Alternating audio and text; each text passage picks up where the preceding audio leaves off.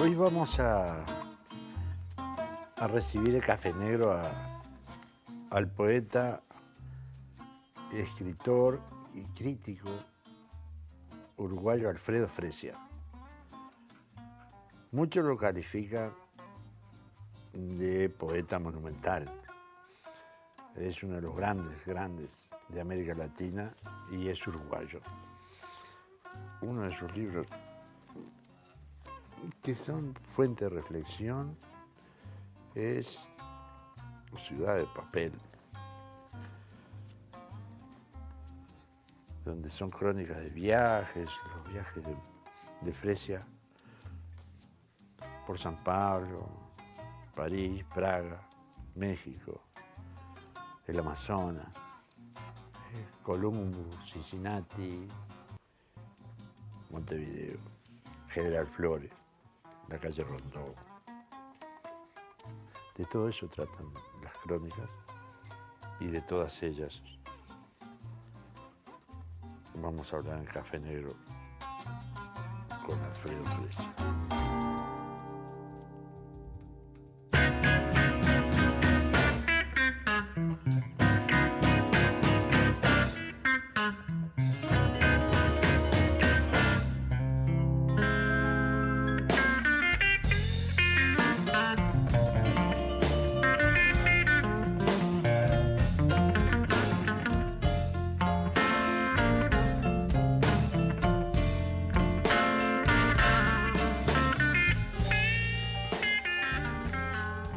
Bienvenido a Café Negro, Alfredo. Gracias. Un honor tenerte. Para mí sos un emblema de toda una época, ¿no? No, pero el honor es mío de estar contigo, un narrador como vos, por favor. No es que seamos... Nos gusta contar historias. Ujú. Historias que van desde el fogón hasta el microondas. Y de Mosquito a Montevideo. De Mosquito a Montevideo. En realidad somos,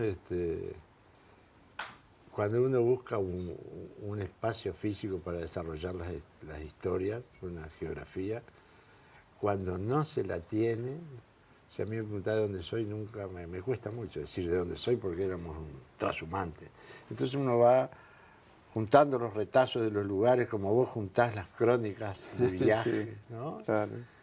Y te vas haciendo un mundo inteligible que solo vos lo podés descifrar, ¿no?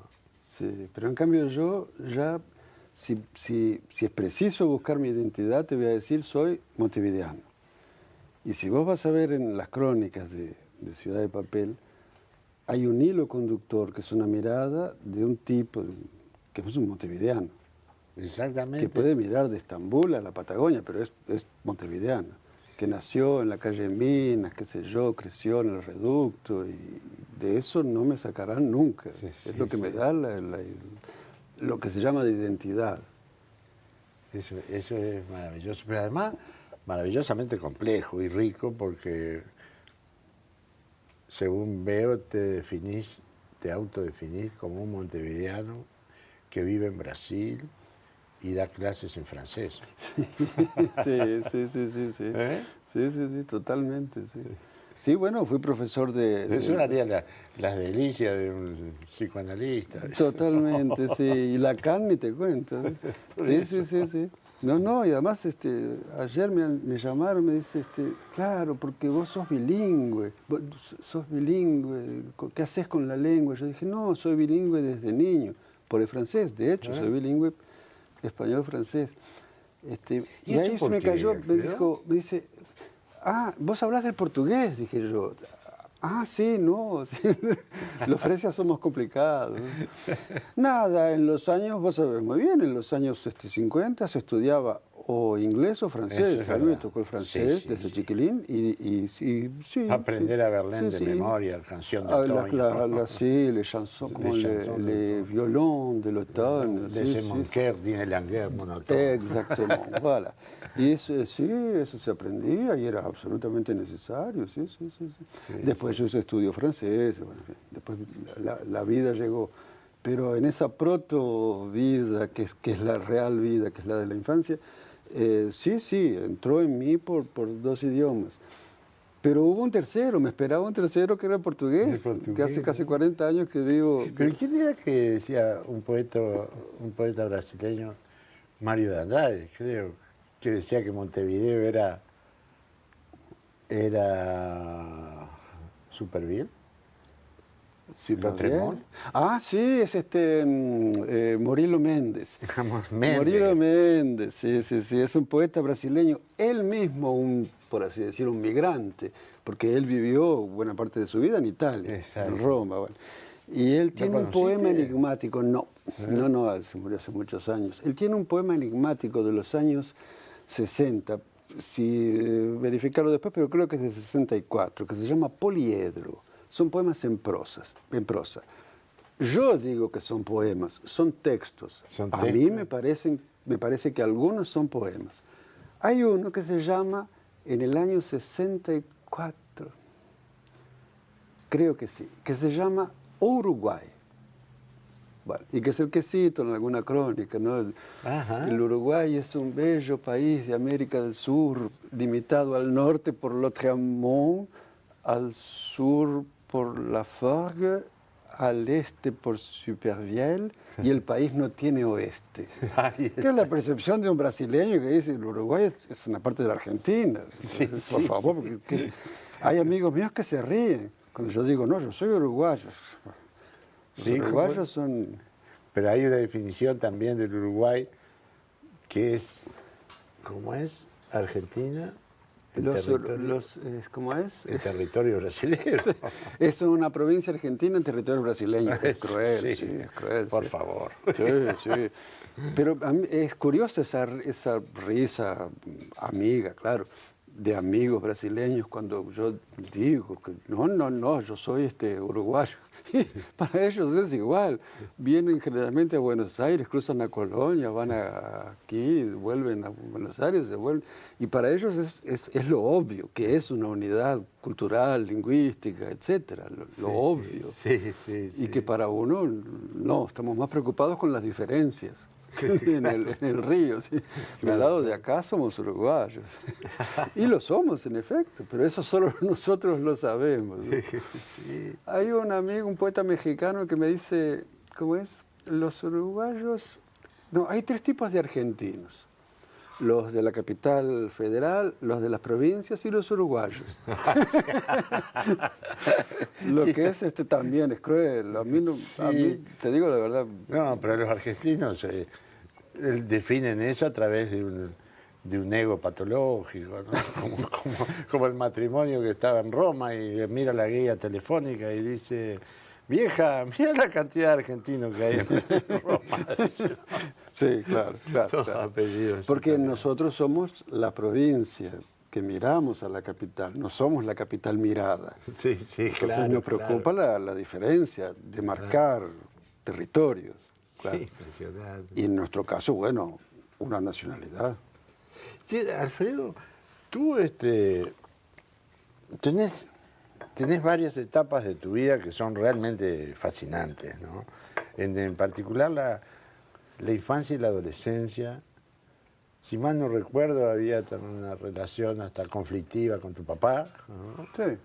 Pero no es que venga al caso, sino que esos conflictos determinan una privacidad extensa. Claro. Extensa, larga, un largo camino de privacidad. La identidad se constituye por sí y por la mirada del otro. Claro. Entonces, sí, el acoso en un niño, en un adolescente, es atroz, sin duda. Pero también, como dicen los brasileños, lo que no mata fortalece. Sí, claro. Ese acoso al que eventualmente un adolescente puede ser sometido puede producir en él pues la construcción de una identidad, justamente. La identidad se crea también contra alguna cosa. En mi literatura yo lo siento eso. Yo siento que escribí porque yo tenía cosas para decir, pero también porque fui postergado en algunas ocasiones, que no viene al caso, postergado, olvidado, ninguneado, ocurre con muchos escritores. Y eso me construyó en un cierto sentido, me dio fuerzas. Sí. Es curioso Sí, eso. sí. Cuando el doble juego, ¿no? de lo que uno tiene para decir y lo que te impiden decir, lo que te niegan, lo que te ocultan. Y ahí volvés a escribir. Exactamente. Pero sabes que algo así me dijo, una vez compartimos un jurado en Casa de las Américas con Augusto Tito Monterroso. Ah, mira. Es un personaje maravilloso. Maravilloso. No puedo evitar acordarme de una pequeña anécdota de una señora que se nos arrimó. Estábamos de mañana temprano en Matanzas. Y se arrima, maestro, fírmeme estos libros, yo soy una fanática suya. ¿Usted me ha leído? ¿Me ha leído? Lo he leído todo. ¿Leyó el cuento del dinosaurio? Ay, ¿usted sabe que lo llevo por la mitad? Imposible llevarlo por la mitad, un cuento tan breve. Por eso. Y Tito decía, que hay 3 formas de hacerse creador. Una por imitación, otra por asimilación y otra por oposición. Claro. Y yo creo, decía él, que la resolución a través de la oposición es la que da mejores resultados. Sí. Yo no sé, porque, bueno, nada, pero sí, hay un lado tal vez un poco amargo, sin duda. Uno cuando escribe quiere siempre ser reconocido. Estamos hablando de los adolescentes. Un adolescente quiere, bueno, pues desarrollar su identidad, su yo, como él como la naturaleza lo manda. Y a veces hay aquello, Baudelaire lo tenía tan claro eso, ¿no? Cuando habla del monstruo. Rabougri, yo no sé traducir Rabougri, esa cosa, ese muñeco que decadente, en que podés ser convertido. Cabe a vos, cabe a uno, esa especie de reacción última, desesperada, en la que te reconstruís. Y lo que no mata fortalece. Sí. Es un tema ético. Porque cuando decís el no fortalece, significa que estuvo a punto de matar. ¿No? Claro. Lo que no mata, fortalece. Sí, como ciertos venenos, por ejemplo. Que en una medida llegan casi a matarte. Y de ahí podés curarte y reconstruirte. Acabas de nombrar un veneno. Curarte, el curare. El curare, sí. El curare hace eso. ¿No? Cuando provocan esa especie de inmovilidad, ¿no? Te inmoviliza. La micronarcosis. La micronarcosis. Sí. Sí, es interesante. Sí. Pero mis relaciones sí fueron críticas. Suelen ser en la adolescencia, ¿verdad? En mi caso también lo fueron, sí. Y fue una época muy fuerte la de los 60, sí, ¿no? Sí. Donde se podía ir al Sorocabana y pasear por 18 antes de la catástrofe. Se podía antes de la catástrofe. Pero fíjate que sí, crecer en esos años. Y cuando uno llega, yo me acuerdo cuando concursé para ser profesor de secundaria y gané con el primer lugar, y yo estaba todo contento. Era un ¿Y qué liceo te tocó? No, justamente. Y el concurso no fue aceptado por los militares. Cuando llegaron los militares, fuimos destituidos.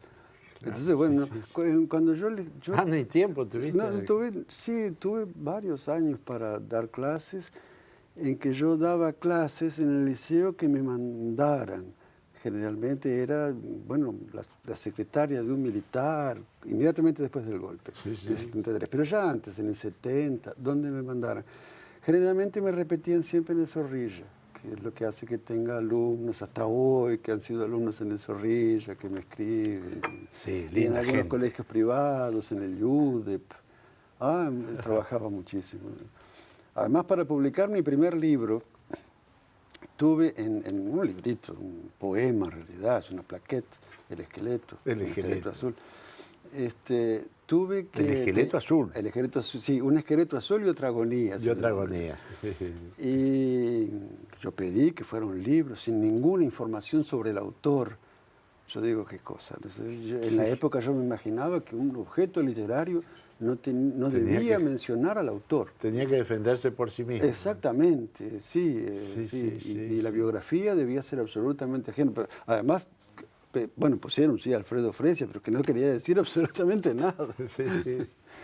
Bueno, entonces, pero yo me acuerdo que Raviolo me dijo, pero ¿no querés que pongamos Alfredo Fresia, nació en Montevideo en 1948?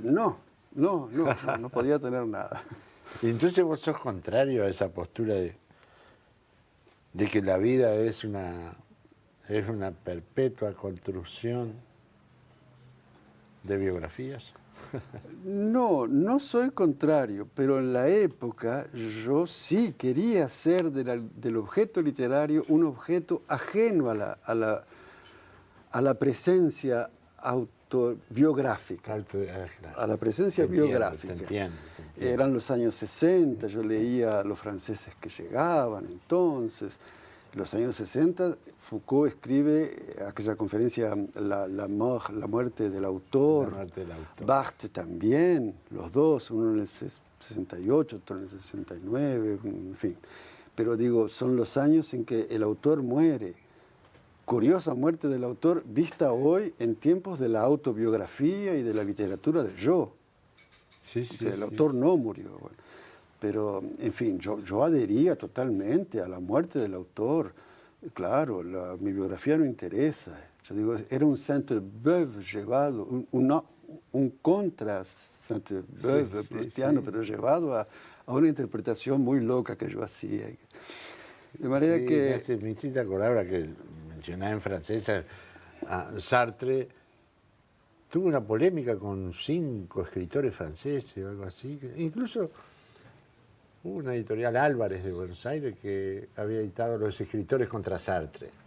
Porque él decía, justo en el momento en que el mundo estaba por primera vez en la historia de la humanidad capacitado para autodestruirse totalmente, había que militar por la transformación del mundo, decía. Sí, totalmente.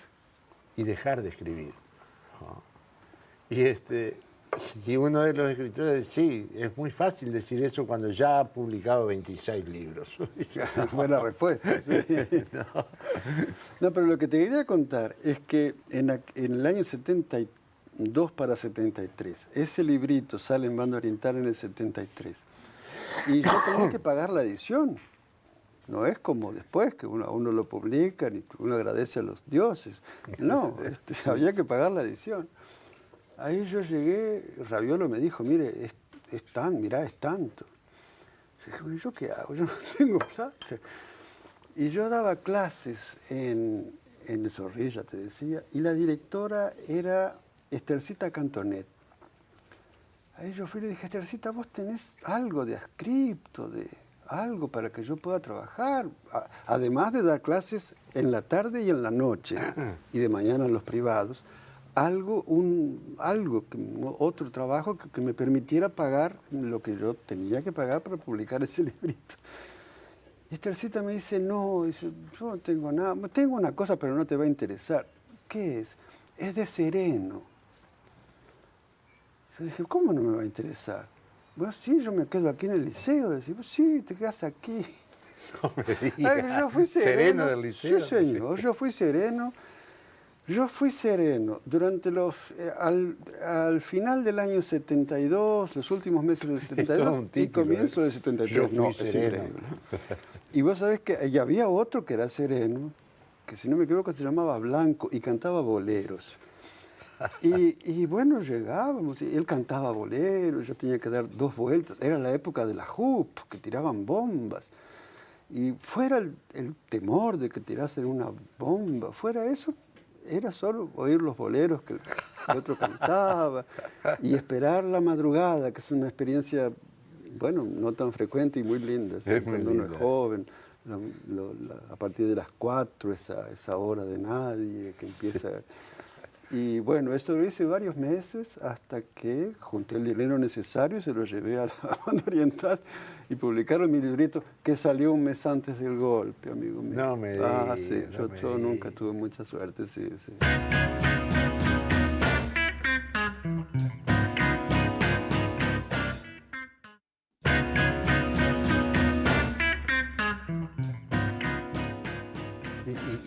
por esos años, verdadero cruce de camino en toda América, empieza ahí a tapizarse de verde, ¿no? La efervescencia llegó a generar resistencias maravillosas y eso también generó víctimas. Yo creo que la víctima literaria fue Nelson Marra. Nelson, ¿no? claro.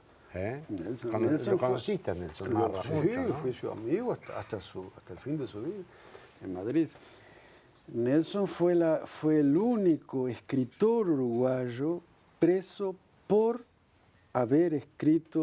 ser escritor, por haber escrito un texto que la dictadura consideró, no sé, malo.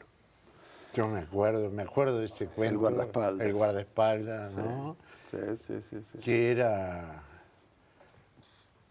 era un cuento con el protagonista, el comisario. Dicen que hay una referencia a alguien en particular. Se puede discutir. Yo se lo llegué a preguntar a Nelson que el resto de su vida no quería hablar sobre No quería hablar, no. En todo caso, él escribió aquel cuento, no me dijo nada porque le iba a presentar a un concurso. Éramos muy amigos. Y lo presentó al concurso de marcha. ¿Era Onetti? Era Onetti, Ruffinelli y mi querida Mercedes Reyes. Mercedes Reyes, ya fallecida. Sí. Y fueron presos todos. Claro, él ganó él ganó derecho al cilindro municipal. Derecho al cilindro. Él ganó esto fue para febrero del año 74. Yo siempre digo, la dictadura, sí, pero durante el año 73 todavía marcha salía. Sí.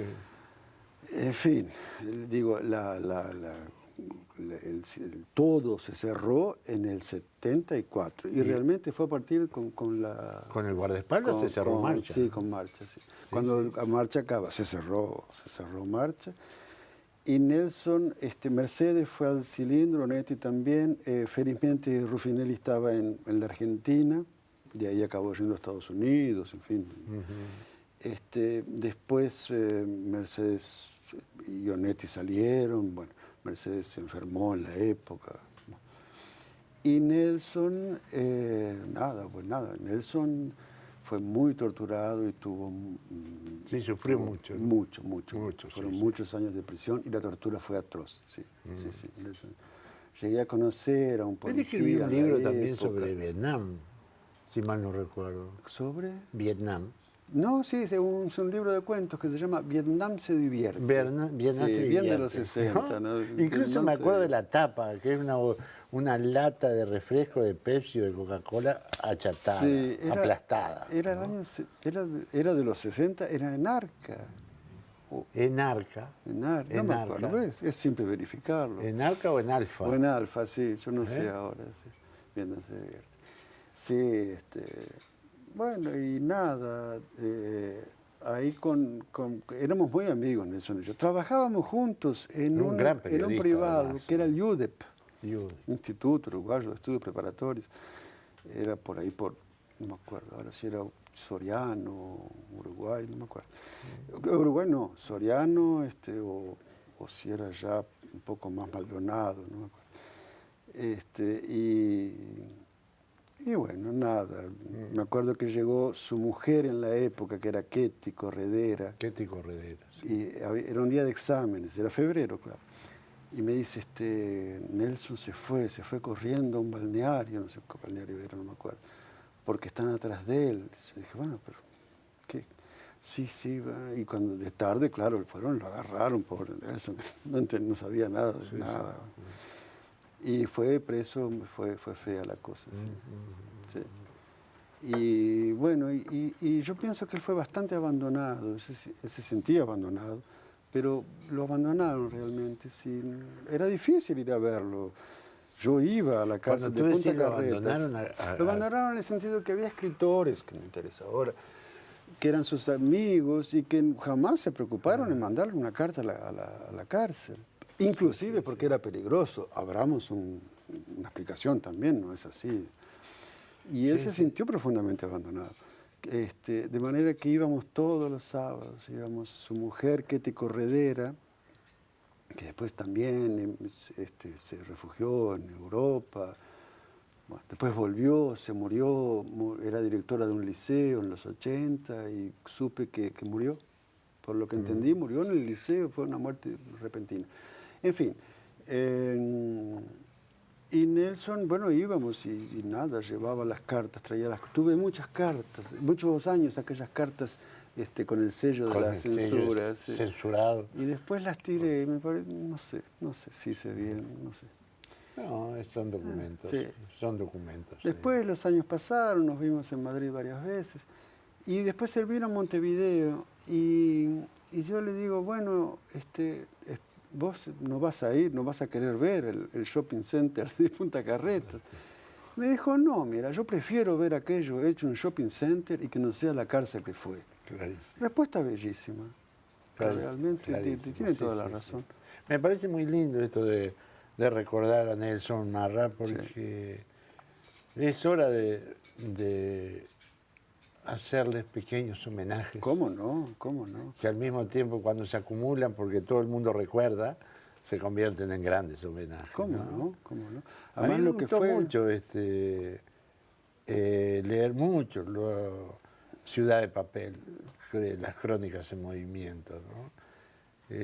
Incluso te diría que todo el libro, y empezando por el título, es una gran fuente de reflexión, ¿no? Ya el solo hecho de titularse así, Ciudad de Papel, ¿no? Porque es la visión de un escritor, de un poeta. Tú como yo vivimos en una enorme ciudad de papel. Claro, pero cuando... Escrita. Ahí está, cuando no tenés más remedio que mencionar escrita, decís, la escritura. En ese caso, a los ojos de un creador, todo es escrito, ¿no? La vida es de papel. Sí. La vida es de papel, la muerte es de papel, el amor es de papel. Sí. ¿No?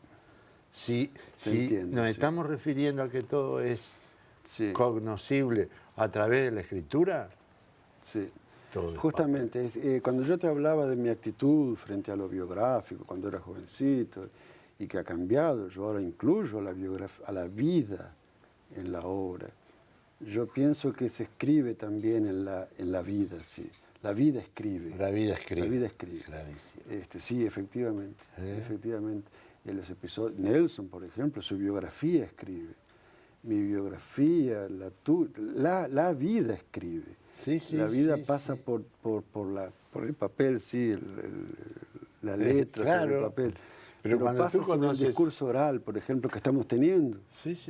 Pasa por las actitudes, por las emigraciones, los exilios, las vueltas, las pérdidas sobre todo. Otra vez el juego entre lo que uno quiere y lo que te es impuesto. Yo pienso que se escribe desde la pérdida, se escribe desde la falta. Cuando no tenés más nada, tenés el discurso. Y frente a él, o lo repetís en una cosa naturalmente, bueno, pues justamente repetida, una literatura prácticamente de autoayuda, o construís alguna cosa, construís algo encima de esa única cosa que te quedó, que era el lenguaje. Yo he escrito siempre cuando sentí que no tenía más nada, y a veces realmente no tenía más nada, en efecto. Es en ese momento en que, sí, pero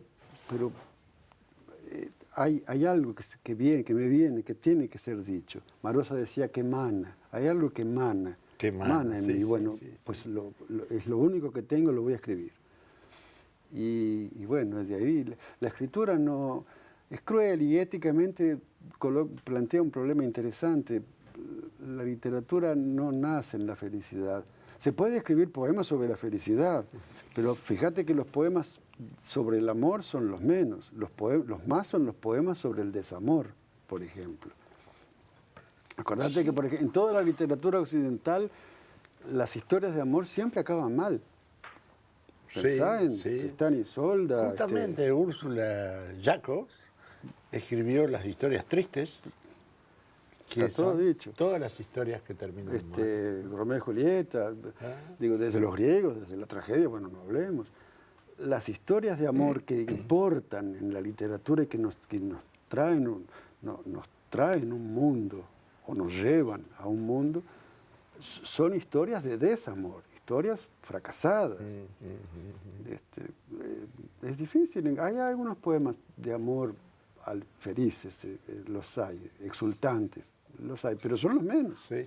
Normalmente es el Ahora, que si bien es un problema, yo diría que acompaña a la evolución o a la involución constante de la humanidad, hay un componente distorsionante ahí en el mundo contemporáneo, que es la patología de las vanidades, ¿no? De la soberbia, y hoy mencionaste varios, la marginación, el ninguneo, ¿no?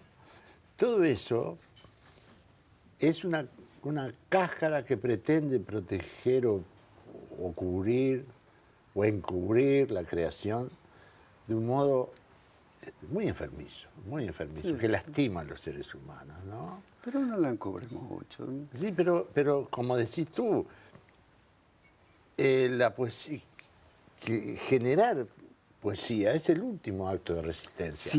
Sí. El último, sí, ¿no? Y es cuando el desamparo es total. Ya está. Hay un puente entre el desamparo y la poesía. Joao Guimarães Rosa, que tú anduviste por el Amazonas y él también, él decía que escribir es un acto de resistencia. ¿Cómo no?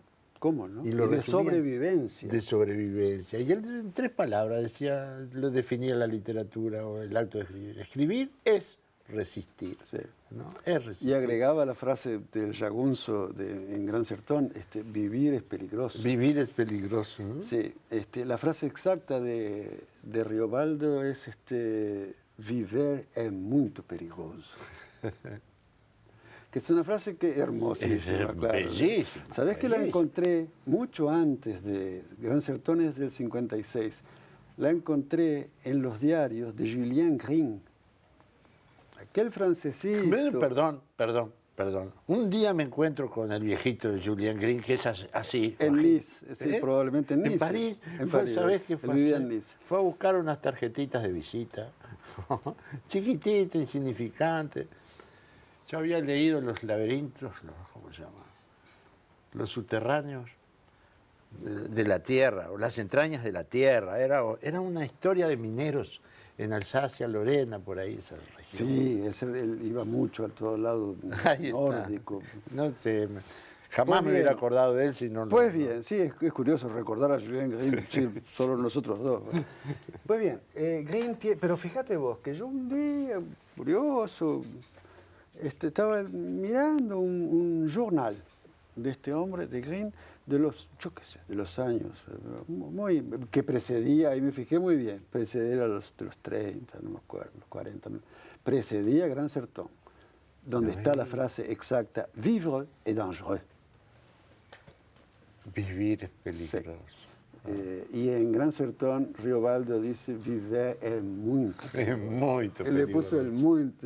Ahora, sí hay, digo, la idea es una idea que puede ocurrir, digo, no estoy hablando de nada, de ninguna influencia, ni de nada, ni de pescar la frase, nada. Pero eso cuando no existe. decís vivir muy peligroso, te impresionó el Nordeste, ¿no? Sí, o mejor sí, decir, no solamente el Nordeste, sino esa migración violenta de los nordestinos hacia San Pablo. Claro, ¿no? claro. No, toda América Latina de aquellos tiempos. Yo pienso que yo ando de unos años por aquí, me llevan mucho por América Latina, pero no es la América Latina de los 60, cuando era realmente, para mí fue una experiencia muy marcante ver esa América Latina de abajo, no en los hoteles en que te llevan, en los festivales, como me ocurre últimamente, que son preciosos, que yo agradezco mucho, pero la América Latina de los trenes peruanos, de los abismos. De repente llegar una noche a lugares y decir, bueno, ¿a dónde voy? Yo conocí esa América Latina que es sórdida, que es cruel, que es dura, que es miserable, que es generosa y que es bella. Y donde eso me impresionó, fue en el año, principalmente en el año 72, que hice un largo viaje, y que me quedó marcado. Esa es la América Latina que me quedó marcada. Y que sé muy bien que continúa existiendo. Que no es esa América cuando... No. Yo creo que se ha profundizado esa miseria. Claro que sí, claro que sí, claro que ya sí. nomás la frontera, yo qué sé, al azar, Ciudad Juárez. Pero Ciudad Juárez. Pero yo hace unos años fui jurado en el premio Neruda, con ¿cómo se llama el poeta nicaragüense? Con Cardenal, con Ernesto todo. Cardenal. Nos pusieron en un hotel 5 estrellas, fue en Santiago, fue el otro lado, el lado A. El lado A. Sí, el lado A de Sí, Chile. Sí. Y después, en otra ocasión, estuve en Chile Poesía, era el lado A. El lado B es el que no está en los hoteles 5 estrellas, en ese circuito en que a uno lo llevan, y está bárbaro, está muy bien, y uno va a trabajar y está bien, pero digo, es un lado que tuve ocasión de conocer y que es la real América Latina, sí. Sí, es la de los migrantes. Claro, en una de esas crónicas, que a mí Ciudad de Papel realmente me fascinó, porque vuelvo a insistir, desde el título hasta la última crónica es una fuente de reflexión continua, ¿no? En un lenguaje muy nuestro. Del reducto. Yo soy de la República del Reducto. Ahí está. Y ese yo creo que para todo montevideano montevideano dije, claro. Este libro es un regalo de cumpleaños, es un regalo de corazón. De verdad, un premio al idioma. Es un libro del año 10, no me acuerdo ahora. No sé. Ahora lo publicó en Trilce en el año, no sé que no me acuerdo si es 10, pero es más o menos por el año 10. Ya te lo digo, sí, 9. El año 9. Sí, 2009. Y es lo que decía, claro, tengo otras crónicas, tal vez haga un segundo tomito, bueno, digo yo. Sí, yo creo que esto daría, hay una constante en todas las crónicas que te decía, estás como servida en bandeja para que hagas una maravillosa novela poética. Es generosidad narrada. tuya, pero lo que vos decís es lo que me interesa cada vez más y que cuando era joven me parecía inaceptable, que es la presencia autoral, digamos así. La presencia de una primera persona que garantiza esa unidad y que es uno, y a la que yo no quería aceptar. Me parecía que era casi un abuso aceptar, y no es. Es ¿Aceptar qué? La presencia de esa primera persona. Ah, no, ¿cómo y no lo es, no. El objeto literario es enigmático, es irreductible a la mera crítica. El poeta es una aparición, no una desaparición. Sí, ¿no? sí. De ahí la gran dificultad que existe en la crítica de poesía, en particular de poesía, y más de poesía que de narrativa, porque es irreductible al resumen, a la pequeña reseña. Claro. La poesía la podés asediar por la biografía autoral, por el contexto histórico, ¿qué más? Por los antecedentes y los póster, los que vienen después, los que vendrán después, las influencias eventuales. Pero entrar al enigma de un objeto poético, la crítica no lo hace, pero que no puede hacerlo. No es lícito, no está abierto a la poesía. Hay una emoción que Tomás de Mato decía una cosa muy linda, que decía, la poesía hay que compararla con una mariposa, no se trata de disecarla. No se trata de disecarla. Se trata de dejarla volar. De sugerir de aconsejar ver el enigma y contemplarlo. Clarice decía, la resolución del enigma es la repetición del enigma. De manera que la poesía, el discurso crítico, la poesía es irreductible a ese discurso y puede, con suerte y siendo un gran crítico, repetir el enigma. Pero nunca explicarlo, porque explicarlo es repetirlo. Claro. Y yo creo que también que sin soslayar el enigma, el enigma, allá en el fondo del trasfondo, la poesía también cuenta una historia. Sí, sí, sí. Yo recuerdo que una historia milenar. Una historia milenar. Una historia sin tiempo. Ahí está. El primer poeta que a mí me despertó eso, cuando lo leí en la adolescencia, estaba en el liceo, en Mina, era Saint-Jean Perse. Saint-Jean Perse. Que escribía poesías en prosa. Sí, señor. Como contando una historia alucinante, sí, tropical de la isla de San Martín, en el Caribe. Totalmente. ¿No?